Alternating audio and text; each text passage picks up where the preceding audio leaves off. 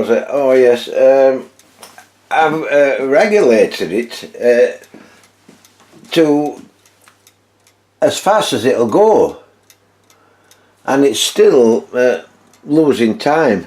So whether that needs further investigation, I don't know. It's actually been running now for about 2 days non-stop, so we'll see how it goes. I cleaned all the case exterior, all this lot here was covered in oil, and it was puddled in the bottom of the casing as well. I can't believe it. I don't know. I think somebody must have just put a couple of spoons full of engine oil over the top and just tipped it all over. But anyway, it was stuck solid, but it's fine now after a good cleaning. I also the bezel part at the front, the